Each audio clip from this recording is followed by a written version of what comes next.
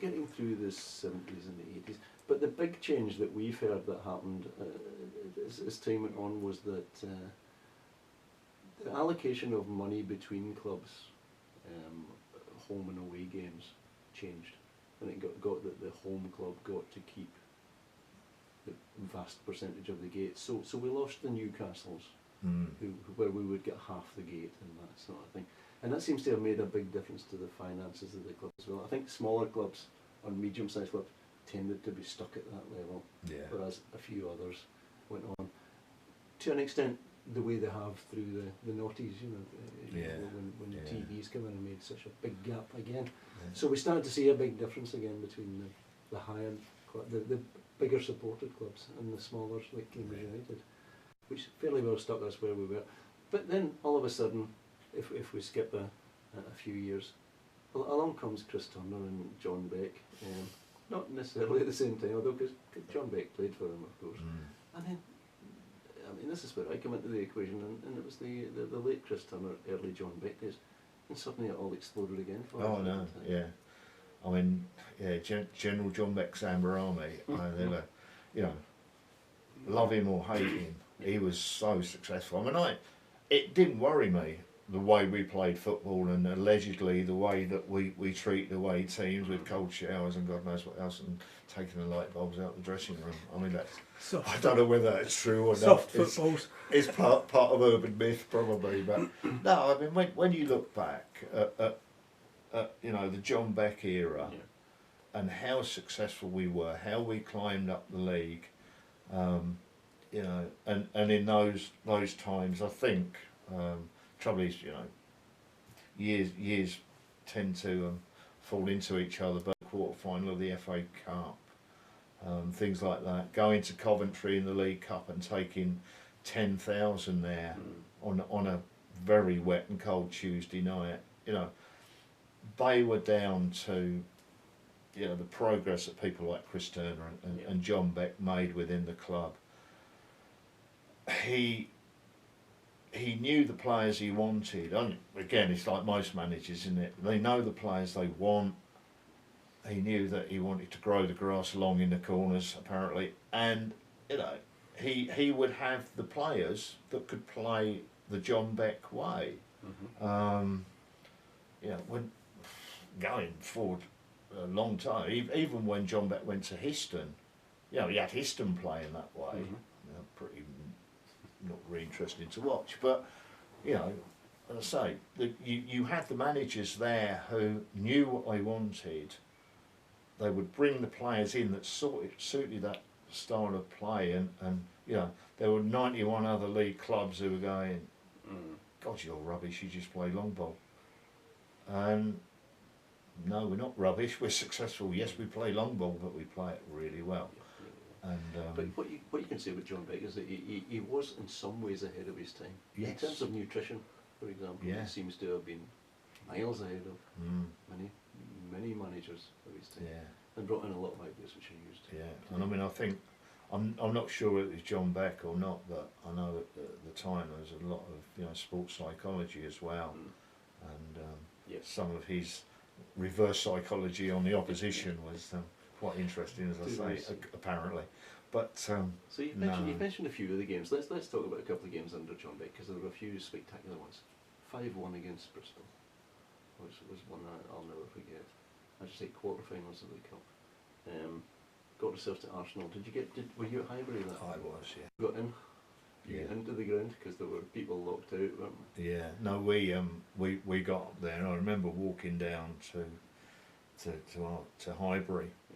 And being shepherded along by these whacking great police horses, and these coppers going, oh yeah, we don't want any trouble, lads. And you're like looking at these police horses going, I ain't arguing with one of them, mate, I tell you.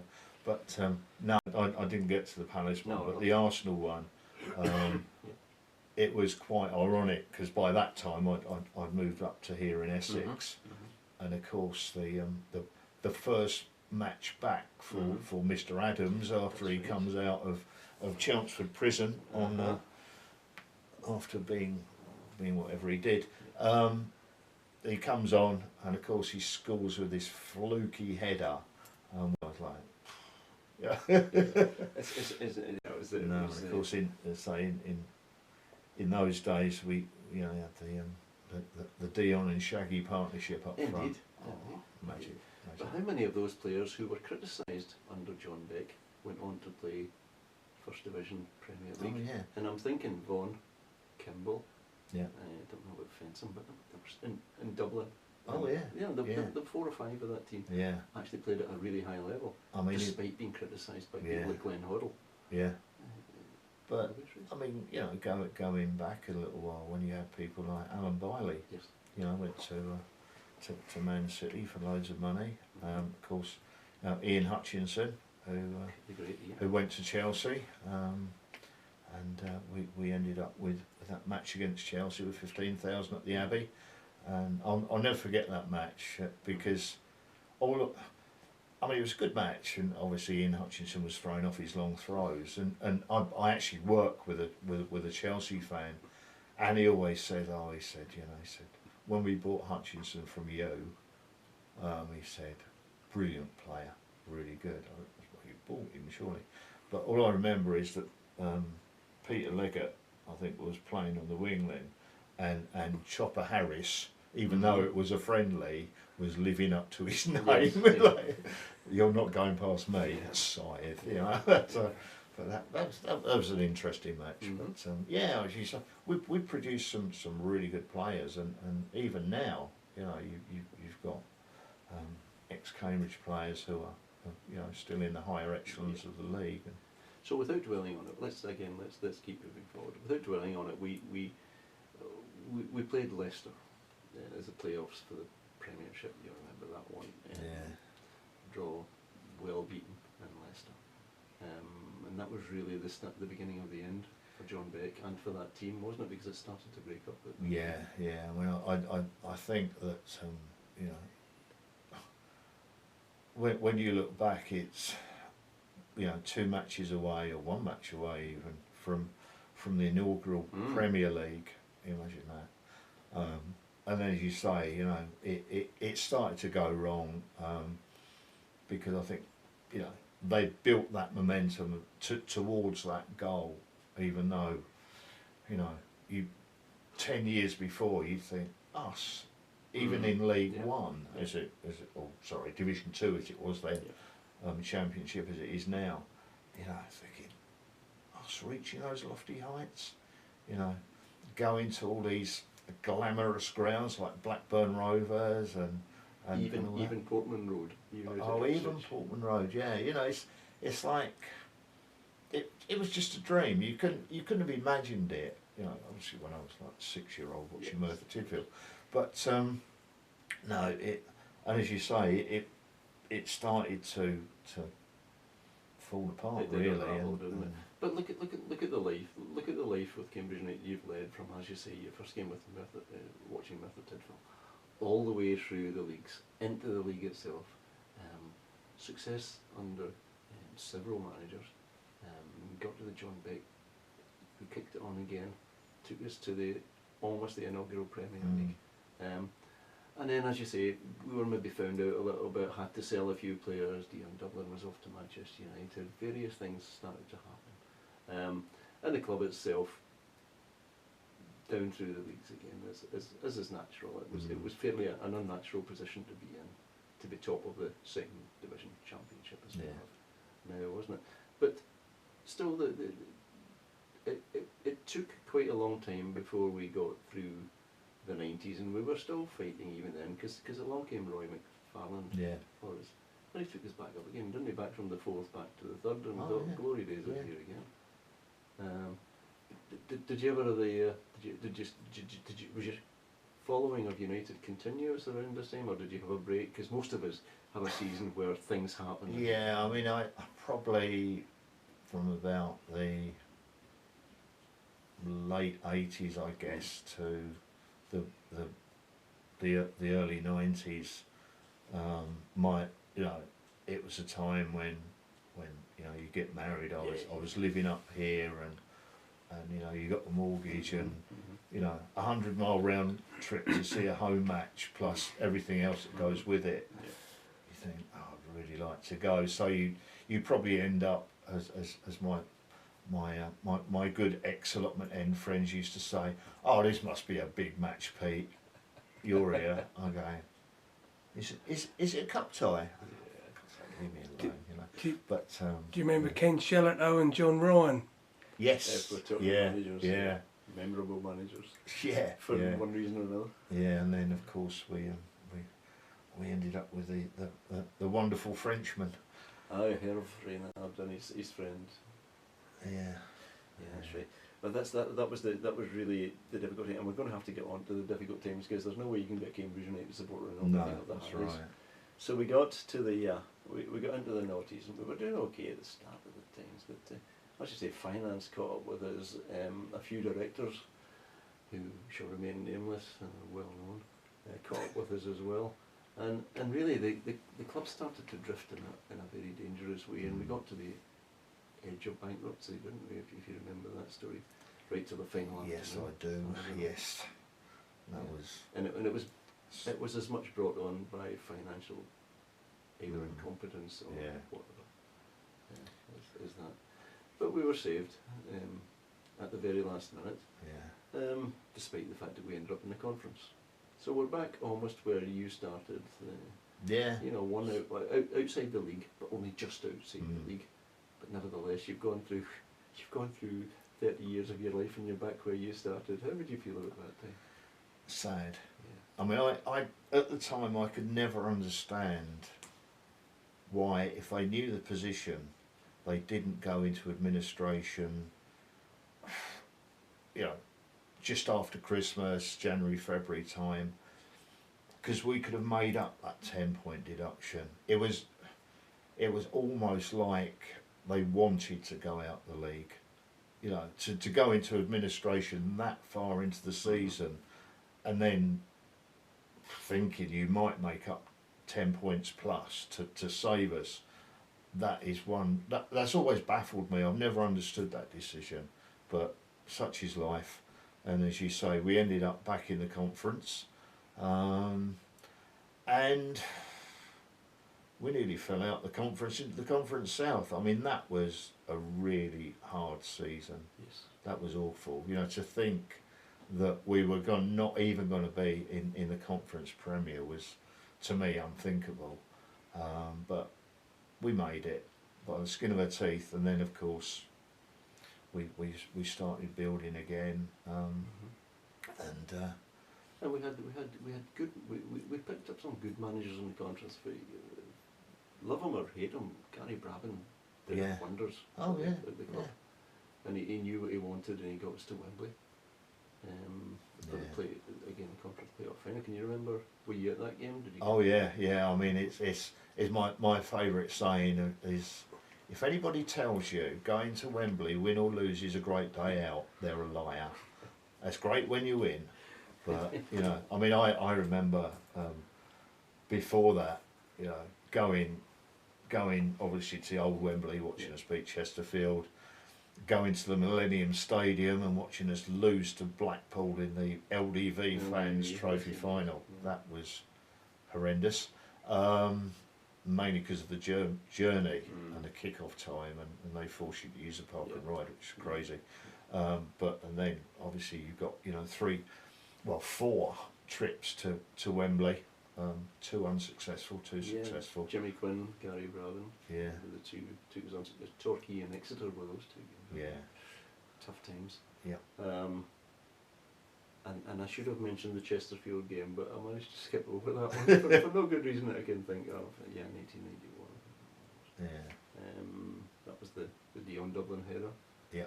From a dubious corner. But we'll let that one go. It's not quite as dubious a corner as some goals I've seen given, but There speaks a fan. some of them being ours as well. But no, I mean, Okay, yeah, so you're right. I mean, we got some managers in. As you say, you got the famous Frenchman Claude Leroy, yeah. who I think, I don't know whether they brought him in to attract women to the team, but it certainly, to the fan base, but it certainly worked. I remember we played Braintree Town, who were only 15 minutes up the road from where we live, where we're doing this interview, and standing on the terraces behind the dugout with a pint in my hand, chatting to the players and to Claude Leroy, and I never showed this to my wife, but my wife like standing there like. I mean, he was a good-looking chap. I'll give him that. But, and he went on to win the African Cup of Nations. yeah, I know. It's like that. There was nothing. It's like Cambridge manager or ex-Cambridge manager. See, told you we were good. Okay, so we've been to Wembley, old Wembley once against Chesterfield. Yeah. A win. Exeter, Torquay, wasn't it? Yeah. 2 defeats. And then we got to how many seasons in the conference? Was it 9? Yeah. And we finally got back there against Gateshead. Now tell me, were you at that game? Yes, I was. Yeah. Tell me your memories of that game. I remember it being going up with my daughter Amy, who at the time was 3 months pregnant. It being a blisteringly hot day. Her taking loads of selfies outside the ground with me, and I actually missed our first goal, which was a pain because Amy was 3 months pregnant, and we were sitting, as we had to, of course, in the cheering bit, as they call it at Wembley.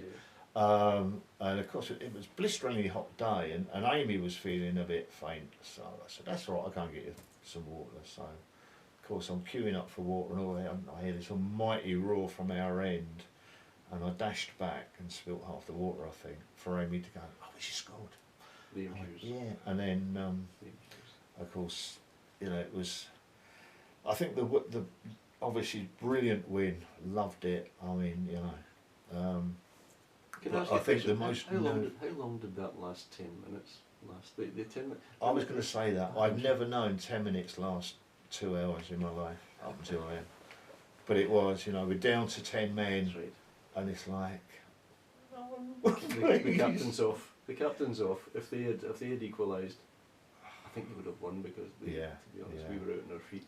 Yeah, I mean, and I actually said after the match, because when we left, we stopped at the service station on the way back, and there was a load of Gateshead fans in there who were quite magnanimous in defeat, which was quite nice of them. But we're saying to them, look, you know, if you play like that next season, you'll go up. You're really good. But don't know what happened to them, because they seem to end up mid-table. And of course, the irony is that it was Donaldson who scored the second goal. Yeah. He's an ex-Gateshead player. Oh yeah, no, it's yeah. What a great day out.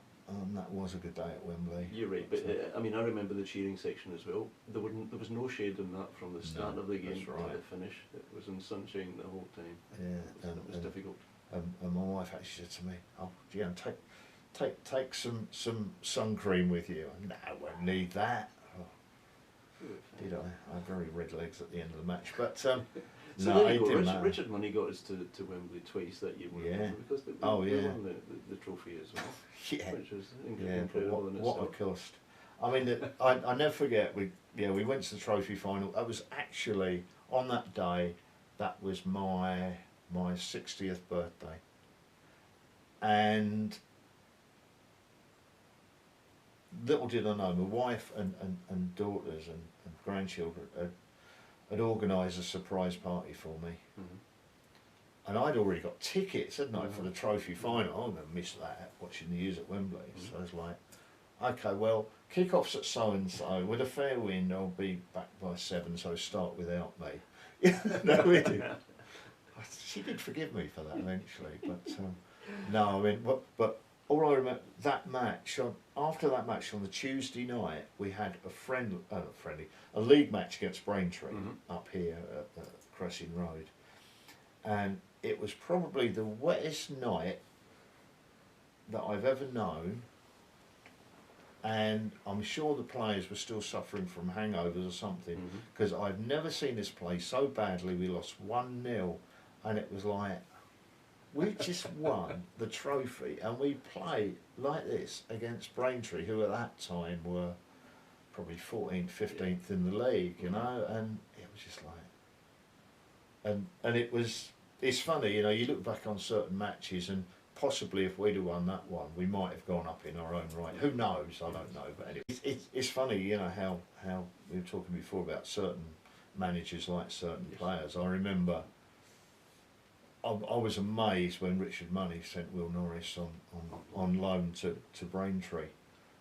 I don't know why, whether he didn't fancy him, whether he thought he was too young and needed a bit more experience, having given that he played in the playoff final and he played in the trophy final. What more experience do you want? But of course, when Sean Derry came back, the first thing he did was bring back Will Norris. Will Norris came back a man, actually. Yeah. He was a totally But different. he's, But yeah, whatever Braintree did, they did it well. yeah, well, if you're going to play at the back for Braintree, you have to be a man. Yeah, and shout. And shout. I mean, I'm not going to say anything derogatory about Braintree because they are what they are. Yeah. They're a good side. I mean, to reach the playoffs last season, well beyond expectation, but you know, good on them. Okay, so let's bring ourselves up to date now. We had Alan and I had the great joy of being in the supporters club when the draw was made for the FA Cup. Oh, for the FA Cup, yeah. At that time. Can you remember yourself? Did you watch it on TV, or was it something that I watched. Unfortunately, I had to watch both matches on TV because I couldn't get tickets for the home match, and the away match was. I managed to get leave from work, and I watched it with Amy, and by that time, Amber, my granddaughter. She's Amy dressed her up in one of her Cambridge United shirts. Can you imagine, like a 6-month old baby in a like an adult Cambridge United shirt? Well, that was Amber, and she's called Amber. When they named her, she was born on Christmas Day, right? And I said to Amy, "Oh, what are you calling her?" She went, "Amber." I went, "Well, that's good of you to give her a name that's half of our strip." She went, "I never thought of that." I went, "You know, when we take her up for her first match and they're all chanting Amber Army, she's going to think it's her, don't you?" But yeah, so dear little Amber was part of the match. I mean, I'll never forget when I think it was Josh Coulson, when it headed over the bar from that far out, and you're thinking, oh no. And after that, I was thinking, we've had it. But no, we were brilliant. Yep. And yeah, I suppose the thing that annoyed me and obviously spurred the players and the fans on was the Man U manager's comments. Yes, you know, the whole world's against us, the pitch were against us, the fans were against us. Well, what do you think? You know, you're playing like this team. With a capacity of 8,000, with a ground that you know, terraces that nearer the pitch than probably anywhere you've ever been in your life, and you think the crowd are against you. You know, it's like, of course we were. Don't be silly. But yeah, I mean, I suppose the second leg, losing 3-0 at Old Trafford, no disgrace. You know, and a very good chance within the first two. Yeah. Yeah. But so you know, we've gone from, I suppose, you know, if I sum up my life watching Cambridge United, it's gone from ordinary to great to brilliant to oh my God to yes, we're back again, you know. And now with you know, and I mean, Richard Money did a brilliant job there to get us back in the league, you know. But now we've got Sean Derry, we're hopefully going to move on to another level. You know, I keep saying to people at work, as I did last year, oh no, put some money on us to go up. Maybe not in our own right, but via the playoffs. And they keep reminding me, you lost me a load of money last season. I went, put it back on this season, you'll get it. Because I am convinced, as biased as I am, that this season the U's are going up. And on that point, I think it's a very good place to leave it and say, Peter Hallows, thank you very much for your time. No, it's been a pleasure to speak to you. Thank you. Thank you. Thank you. Cheers.